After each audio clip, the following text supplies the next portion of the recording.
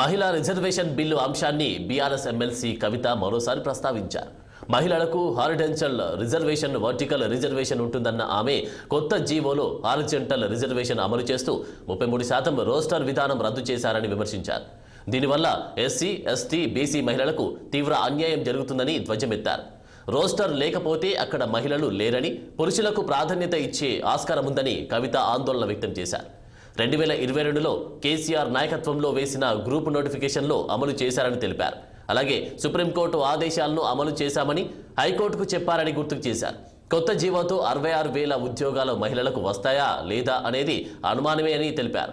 రేవంత్ రెడ్డిని ఈ విషయంలో కొత్త జీవో అమలు చేయకుండా ఆదేశించాలని సోనియా గాంధీకి లేఖ రాస్తామన్నారు.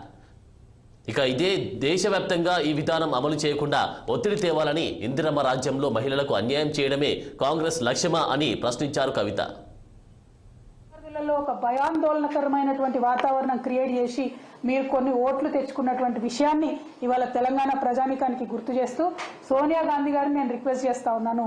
ఈ రాజస్థాన్ విషయంలో సుప్రీంకోర్టు ఇచ్చినటువంటి తీర్పు మరి దేశవ్యాప్తంగా కూడా మహిళల యొక్క హక్కులకు భంగం కలిగించే విధంగా ఉన్నది. అయినప్పటికీ కొన్ని రాష్ట్రాలు, బీహార్ ఒప్పుకోలే, సెపరేట్ జీవో ఇచ్చిరు, మేము పాత పద్ధతి ఫాలో అవుతామని చెప్పారు. కర్ణాటక ఒప్పుకోలే, సెపరేట్ జీవో ఇచ్చిరు, పాత పద్ధతి ఫాలో అవుతామని చెప్పారు. కానీ తెలంగాణ ప్రభుత్వానికి అంత ఆతృత ఎందుకు? కేసీఆర్ గారు వేసినటువంటి కోర్టు కేసుని వాపస్ తీసుకొని మరి కొత్త జీవో ఇచ్చి ఆడపిల్లల నోట్లో మట్టి కొడతా ఉన్నారు. ఒక్కసారి తెలంగాణ సమాజంలో కుటుంబాలను ఆలోచించాలి. మనం ఆడపిల్లలు చదివించడానికే వెనక ముందు అవుతున్నాం. కానీ ఏదో కొంత ఉద్యోగాలు వస్తాయి, గ్యారంటీ ఉందని చదివిస్తా ఉన్నాం. విద్యార్థులలో ఒక భయాందోళనకరమైనటువంటి వాతావరణం